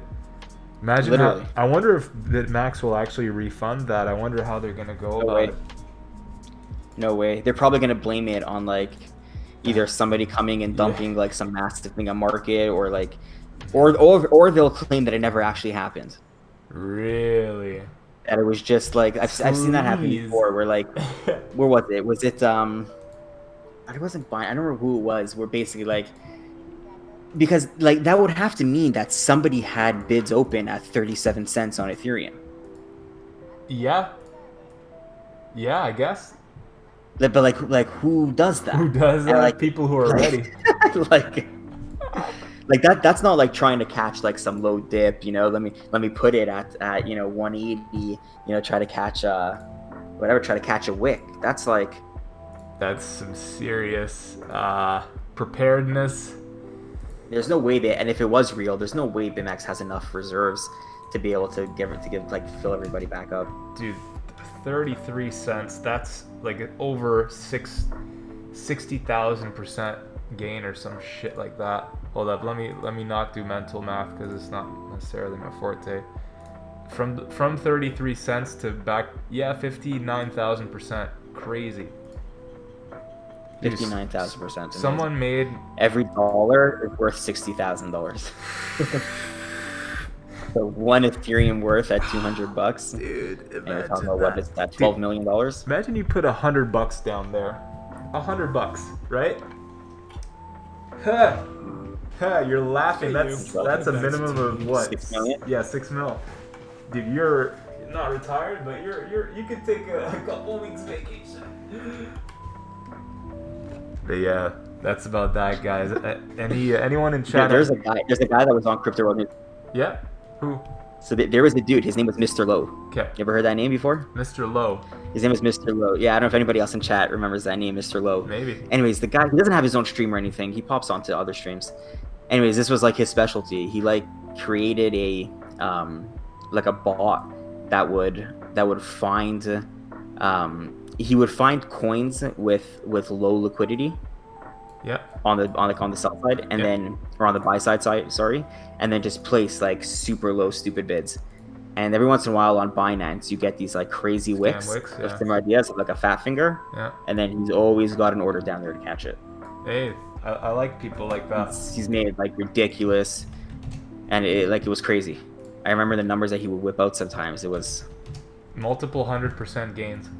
Well, here you go. In it for the ace says somebody bought 48 BTC at 32 cents. What? Dude, EOS did a 3,000 scam pump to the upside. Where? Also on BitMEX? Yep. Same. Just possible. Probably anything on that exchange. Wow. Probably like. But why did this pump upwards? It kind of scam wigged down to $3.10 from $3.60. But Jesus, this makes me want to. It's in hindsight, it's. I wish. I wish we could be prepared for it. Yeah. What's up, Tom? Like I actually still have from back in the day, like when this guy Mr. Low would do it, and I you get jealous, so I would also throw in some orders, and like I had some at like on Binance that were just like sitting there. They're probably still there, like open at like stupid low numbers. Sorry. I don't have a paid group. Interesting. It's like sometimes they're like, someone tags you in a post, or like, shout out to my friend so and so, and someone comments, I lost interest in him when he started chilling his paid group. But like neither Cred or myself have a paid group, so I can't. I'm like, what are you guys talking about? Fucking clowns, man. Dude. Now the new rave is what's his name? Those the paid group review page. Yeah, dude. What do you think of that as an idea? I mean, like, I think they just went about it in the wrong way. Okay.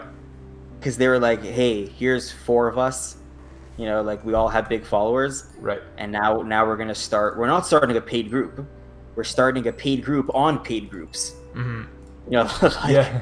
I don't know. I don't think it's a paid group, but I could be wrong. But I think what. No, I think that is. Everything right. I think it's a review. It's a platform where users can review paid groups. Yeah. But I guess it's something that's necessary. That is the truth. Mm-hmm. Like there should be some form of place where you can come and say, this dude scammed me. Like what's going on right now with what's his name with Eric Cho. Yeah. Yeah. That's like not a good situation for him. Like Twitter is like all over with like screenshots of Yeah. of like him just not answering or like just being stupid about it and just like, oh, don't worry guys, I'm back. I And broke he's my arm, still making bank. but I may not have really broke my arm because here's a Yeah. pic of me with no cast after. Here's a pic of me dancing after. Yeah. With my broken arm. But yeah, like right now on Scream, thanks Ace for they're in it for the Ace. This is the where they bought 3.5 and 45 Bitcoin worth of Ethereum at 32 and 35 cents. Crazy. Crazy. Let's do some quick math. That's basic. Let's do some quick math on this. 48 Bitcoin times, what did we say? 57,000%? 59,000, I think it was. Okay, yeah, 59,000 times 48 Bitcoin. That is 2.8 million Bitcoin times, let's say, 10.5K. That is a lot of fazools. That is 29 billion, if I'm not mistaken. Yeah. No, wait, hold on. No, I think you calculate. No, because he bought 48 for 38 cents, so he didn't convert that money back into Bitcoin. Ah, yeah, you're right. So it's just the same 48 Bitcoin. Yeah. But still, 48 Bitcoin worth of Ethereum at this price is stupid. Man, I'd retire, man. Fuck it. But then I'd live a boring life and I'd probably end up killing myself, so that's not a good idea. It's probably better I just keep swing trading. Just keep putting on a mask and coming on here. Yeah, just keep killing myself in slower ways, right? Fuck, man, it's been good to have you on. I don't want to keep you because I know you have shit to do. And yeah, I'm gonna be heading out now in a minute. Dude, it was fun. It was fun to be here. Yeah, we'll do it again. I hope you get on streams more often. You're welcome to come back if ever you get the taste for it. Yeah, I will. I definitely will come back. Because you know what it is? It's like, I mean, I'm sure you can relate. Mm-hmm. Where like the first few times you're streaming, you sort of have like this pressure on you to like put out content every second. Mm-hmm. And then like I talk to you, then I end up talking too fast or this or that, and you sort of kind of just gotta like get into this mode, like groove. Like even charting. Like I sit here and chart all day, but it's one thing when it's like by myself and I'm just drawing my lines, zooming in, zooming out, doing my thing, and then all of a sudden now it like I forgot what it was like to have somebody watching me make my lines and zoom in and out. You know what I mean? Yeah. Like it's like oh shit, like do everything nice and methodically and like don't. Yeah, that's actually one thing. I was trying to fill the silence a bit at first, but luckily the audience has been very kind, very friendly. So I realized that I don't have to be speaking at 1,000 words a minute for people to get value or stick around. And then once you like get into that mode, like that vibe, that's when like the good stuff comes out. You're right. Because now you're not pressured. Like at first I was all pressured, like tell everybody my backstory and how did I get involved and this and that, and like now that all that's over, now I'm like chilling, So like hopefully we'll stream again and we'll chill hard. But yeah, man. Before I go, I'm just reading comments over here.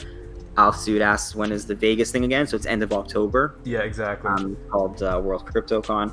I know a lot of crypto Twitter is going to be there. Hopefully Bags will be there. I'll be there myself. My man. Shine XPT is asking, do you think blockchain is a solution for distributed applications, or might there be a new paradigm blockchain association that will take over? It's a great question. I think what projects need to ask themselves, and this is usually what I tell my clients is the biggest question to ask yourself is, do you actually need blockchain tech to solve what you're trying to solve?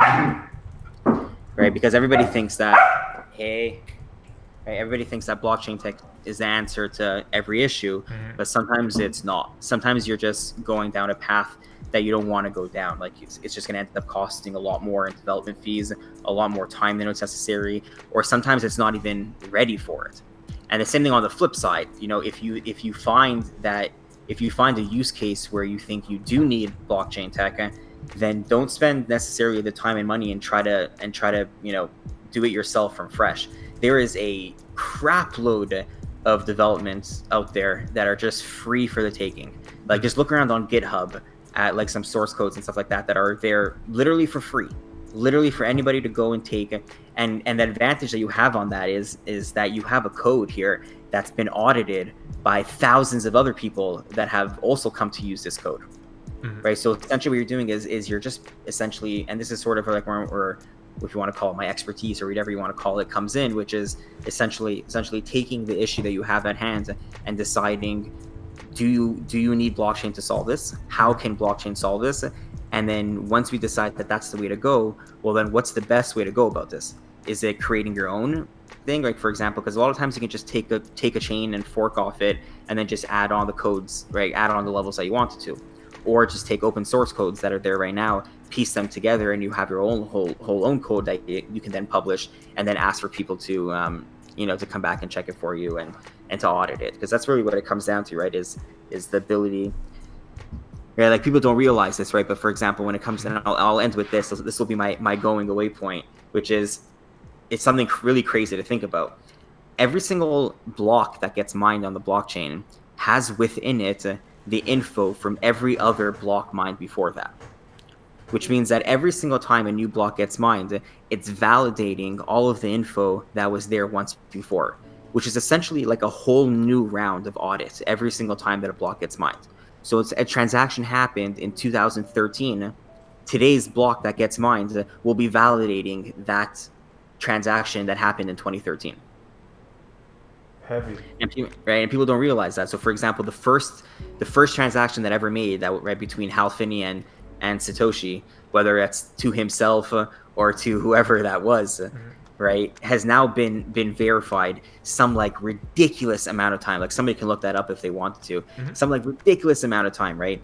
And that's where you start realizing like sometimes there's things that are worth it to spend the time going through, and then sometimes there's, right? So to answer Shinia's question, that's what it comes down to is I think blockchain is the solution for distributed applications. I definitely think there is, but I don't think it's the only solution. I think the solution is working on GitHub and other source codes, right, places that hold source codes, and then working with each other with other developers to a situation where you can be working together. Like for example, in Toronto, that's happening with the Aeon community.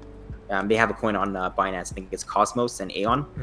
So that's what happened over here, where it's an open source thing. If you want to build on their project, you reach out to their place downtown, and like they'll literally sit there for free and help you build onto their software, because that's what they want also, right? They also want people to build on their stuff. They need it.